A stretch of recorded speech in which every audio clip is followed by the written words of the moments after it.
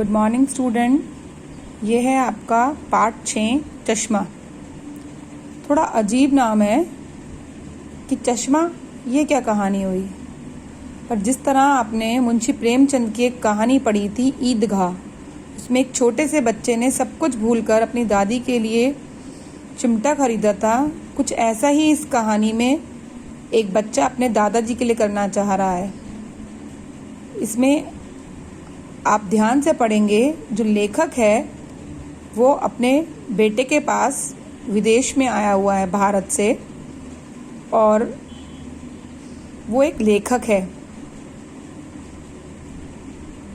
वो अपने पोतों की शरारतों से बहुत तंग है, क्योंकि उसके पोते जो हैं वो अक्सर फ़ोन उठाते हैं और कट कर देते हैं, स्पेशली छोटे वाला धनी जो है।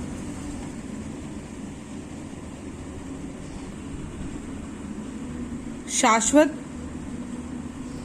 उसकी शिकायत अपने दादाजी से अक्सर करता रहता है।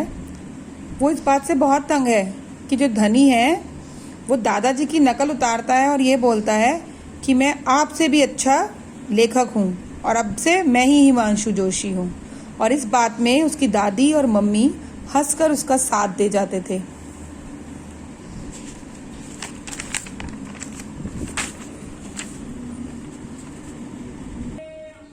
इसी बीच लेखक को नॉर्वे में ही कहीं अकेले जाना पड़ा, और वहाँ इतनी बर्फ थी, हर तरफ सफ़ेद बर्फ की चादर। अचानक जाने कैसे उनका संतुलन बिगड़ा और वो गिर गए। बड़ी मुश्किल से उन्हें ले जाकर उनकी कार तक पहुंचाया गया। गाड़ी में बिठाकर जब उन्हें सांस में सांस आई तो उन्हें एहसास हुआ कि चोट तो नहीं लगी, पर बर्फ से उनके घुटने जम से गए थे। लेकिन तभी थोड़ी देर बाद उन्होंने देखा कि चश्मे का एक शीशा निकल चुका है।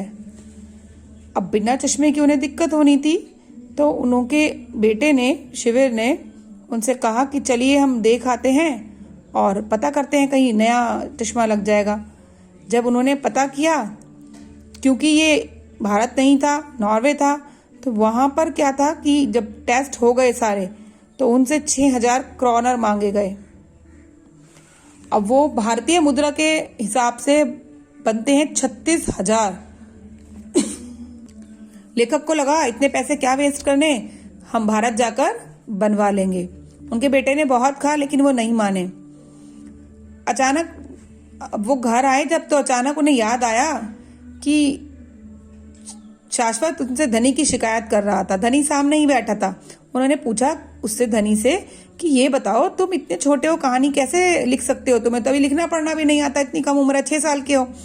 तो बोला, लिख नहीं सकता, सुना तो सकता हूँ। और बड़े आत्मविश्वास के साथ उसने अपने दादाजी को एक कहानी बना के सुनाई और बताया कि उस कहानी में इनाम के तौर पर उस बच्चे को, शेर के बच्चे को क्या मिला? पैसे मिले, 50 क्रोनर। तो ये बात उसके पापा भी सुन रहे थे। उन्होंने उठकर उसे एक नोट दिया जो हल्का सा किनारे से फटा हुआ था। उसने वो नोट दादाजी के यानी लेखक के सामने करा, तो लेखक ने भी उसे एक 50 का नोट और दे दिया। अब इसी बीच शाश्वत ने अपनी क्लास में ये पढ़ा कि नॉर्वे में तो शेर ही नहीं होते, तो उसे लगा कि इसे तो इतने पैसे क्यों मिल गए भाई, जब इसने झूठी कहानी सुनाई। तो दादाजी ने उसे फिर समझाया कि कोई बात नहीं, कहानी में तो ऐसा हो जाता है। अब अपना काम समाप्त कर जब दादाजी इंडिया वापस आए, तो अचानक उन्हें अपने बैग में हाथ डाला और बैग को टटोलते हुए जब कुछ ढूंढ रहे थे, तो उसमें से एक लिफाफे में से कुछ ऐसे पेपर निकले जिसपे चिड़िया, पहाड़, मछली, ऐसे टेढ़े मेढ़े रेखाओं से बने हुए थे, और साथ में वही 2 50-50 के क्रोनर के नोट थे जो एक समय में उसके बेटे ने और उसने अपने पोते को दिए थे। इस कहानी से ये पता चलता है कि उस बच्चे ने वो कहानियां जो बनाई थी, वो सब किस लिए बनाई थी? दादाजी को चश्मा दिलाने के लिए। इस पाठ को समझने के लिए इसे आपको ध्यानपूर्वक पढ़ना होगा।